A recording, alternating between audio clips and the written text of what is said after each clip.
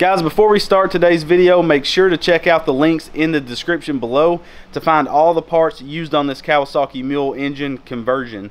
We basically used a billet rod from Go Power Sports, performance cam, some jetting for our carb, and we're producing more than double the horsepower the stock Kawasaki Mule engine produced using that Duromax 440cc engine. And again, we used a bunch of parts from Go Power Sports to make it last way longer than a stock engine and produce way more horsepower. So make sure to check out the links in the description. They do help out the channel, and also watch the whole series on this mule if you haven't, to see what all we've done to it and what all parts went on this build. So thank you so much for watching. Let's see that sweet intro and get into today's video.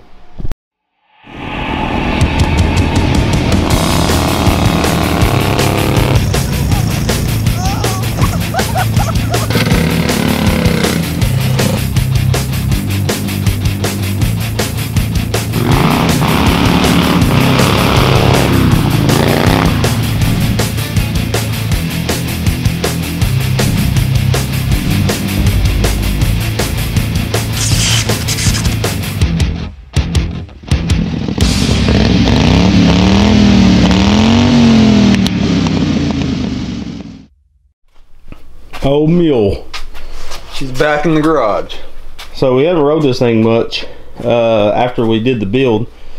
We basically took the 32mm flat slide because it was kind of unnecessary and put a stock car back on it. Now, this was no easy feat because of Duromax. I can't put an engine plate on this build because of this cross brace. So what your boy had to do is, this is your factory throttle hold down on these top plates. Well, that would have pulled this throttle arm this way, which is the incorrect way when you remove the governor. So I had to take one of these, drill the welds out, and weld it right there to pull the throttle arm this way. Then I had to custom bend this little throttle arm. So now I don't even do the honors of hitting that go pedal. Go pedal. So there it goes. That was a lot of work to do all that just to get a throttle out of it, because if I could have used a Go Power Sports top plate, it would have been no problem. But that cross brace, I didn't want to cut it out and go through all that work, so had to modify it like that. So with the choke, I made my own little cold air intake elbow, and the only reason I did that was give me a spot to put this choke cable. So now when I pull the choke here, it chokes the carb. So you can start it, you know, without having to reach your hand under. That was the problem with the Mikuni. I was going to have to order a cable choke, and I did not want to. So if you want to go through an extreme amount of work, it's not worth it. I would rather spend the 30 bucks for a top plate on Go Power Sports, and they're even cheaper for a small block. I had to, again, drill this off another top plate, or another like throttle bracket, weld it on to give me a throttle point. Then I had to modify this, drill some holes, you can see on my test holes, to get enough throw out of my pedal. And then on the pedal of this, I had to put a 1-inch bolt behind it that will stop the pedal when the carb's at full throttle. But it runs way better with that carb than it did that Mikuni. The Mikuni feels like it had a little bit more power, but this one's smoother. And where this thing's going, smoother is better. Which is crazy, because that's the opposite of what we've seen on mini bikes. On mini bikes, the throttle is it's 100 or nothing with a mini bike. Yeah, when you try to make your own little bracket, yeah, you can't get enough throw. So that's why I always say, if you can use a top plate from Go Power Sports on any engine, it's like night and day better, isn't it? Oh yeah, it's way better. So now the next problem, the last problem with this vehicle is these engines only have 6 amps of charging. They come with one charging coil, which is 3 amps.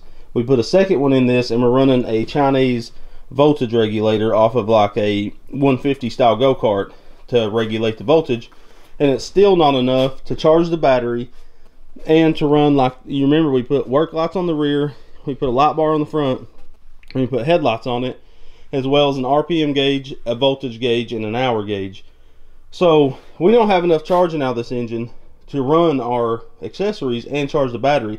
These engines are going to charge a battery at 3,600 RPMs or higher, but at idle they're not going to do nothing. So we found a fix for that, and we're going to be installing it on this engine today.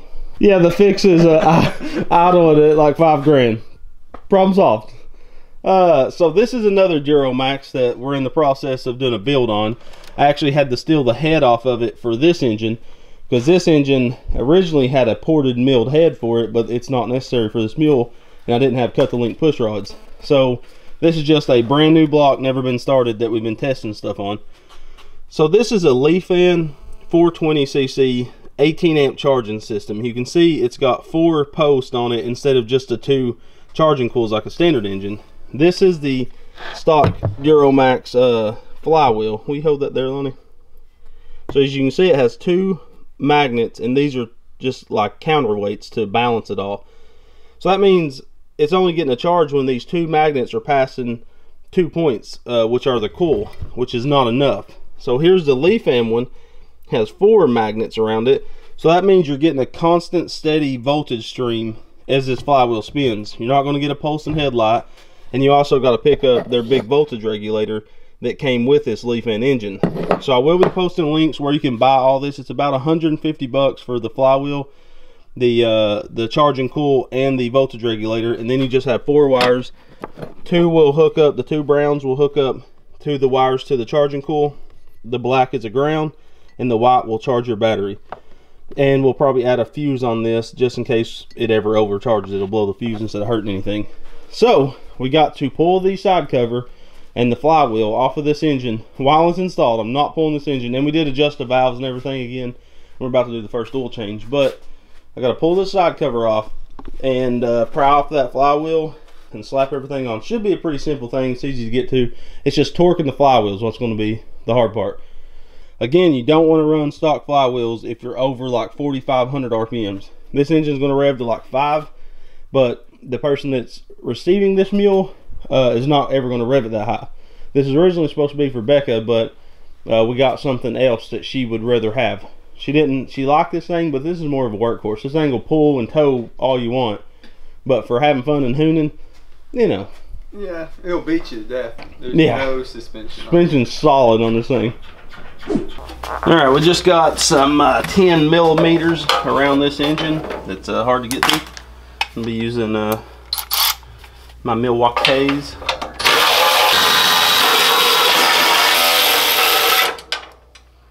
Alright. That was kind of a...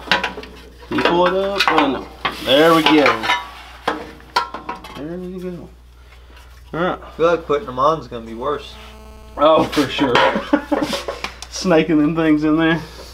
The bottom one's the worst because the brake line runs right there at it. Here you go.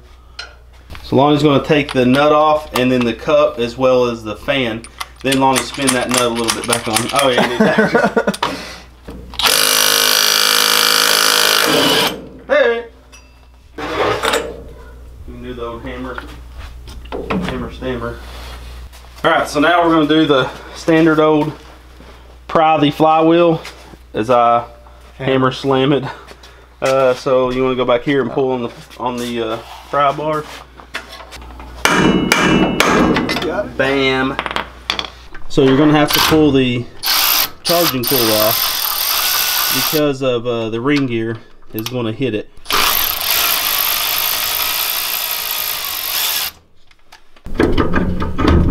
There you go. So you can see the charging setup on this engine. It basically has 2 coils, where the other one is 4 higher output coils. And with those 4 magnets, we're getting double the charging capacity out of that new system. So what we're going to do is we got to take this little piece of metal off to get the wires, because that kind of hides the wires out of harm's way. Take these 2 coils off and replace it with the new setup. The new setup is still going to use the same bolts and everything. This wire will just run right through there, and that metal plate will cover it to keep it away from the flywheel. So let's get to installing it.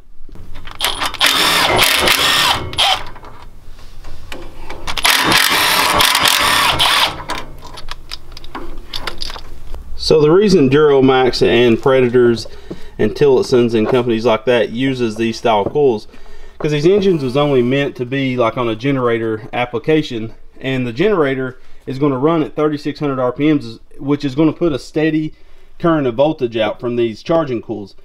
They're not running lights or anything. The only thing these coils are doing is charging the battery for the electric start system.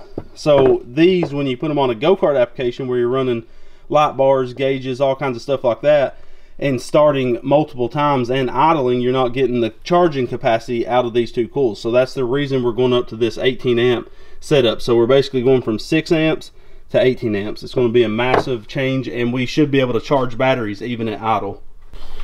Alright, so we got that installed, and it was a little bit tedious. We used blue Loctite on these bolts, but the factory bolt that holds this little plate on that guards the wire from the flywheel set too high out, and it was touching this coil right here. We used a tiny flat Allen head bolt on that, and it cleared just enough. Do you think you could show them? So you can see it clearing right. Oh god. There. Yes. So we had to use that one to make it clear good. So we're good to put the flywheel on and try to torque it down. That's going to be the tricky thing. So we got our new flywheel with the 4 magnets. Gotta slide this puppy in. Oh, come on. There we go.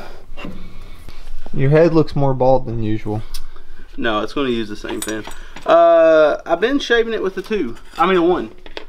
We're going crazy. Next step. There's some serious reflective qualities to it. Next step is no guard life. Oh. Yeah, bald, real bald. Yeah, real bald. With that beard, that'll look good. Thank you. You'll be the bald guy with the red beard. Oh yeah, with Matthew's bald guy with a beard. All right, we're gonna try to torque this puppy. There it is. Woo! So your body weight is 125 foot-pounds. I only weigh 125 pounds. He's like, well, foot pounds, yeah, not like leg pounds or nothing. But we got the coil gap set at 20 thousandths. That's what the like a Honda GX 390 requires. Now we just got to put the side cover back on, and we'll show you how to hook up that voltage regulator. So this is the fun part. Yep.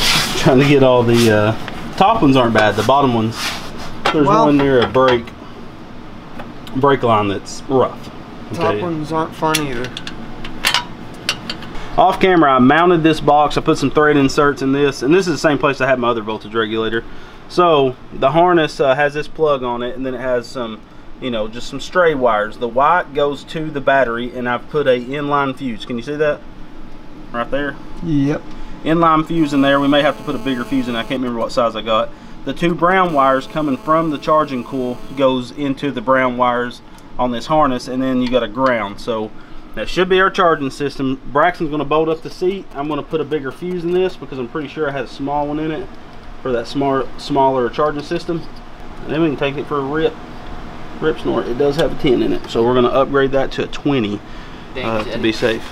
Oh, you want me to get it? Sure.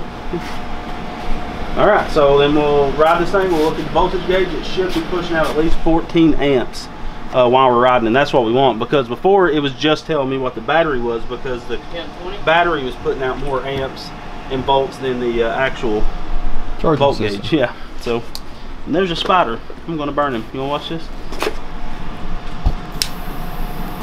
Ah! You want like a 50? Get out of there! Go on now, get. Where'd he go? He's on you. Ah! You start burning yourself. Just on the wrist for no reason. A 20. That is yellow, right? I don't know what to say. So, what did we discover? So we started riding this mule, and it was running. It would run fine, but it wouldn't idle worth a flip. Yesterday we tuned that carb and had everything running mint cherry. So we could not get it to idle. Then it wouldn't even start. Like it would turn over and stuff. It just wouldn't start. Well, we found out something. I forgot to check this, and I thought of it the other day, but I was like, oh, it isn't going to be different. So there's the timing key. Let's actually show on this side of the engine, or flywheel. There's the timing key. There's the magnet. You can see it's not that much offset. This is the factory Duromax flywheel. Look at the difference between that. Huge difference. Can you tell? I mean, that's massive different timing. The reason they did that on this leaf and flywheel is because on the Duromax setup, this magnet is right over top of this counterweight.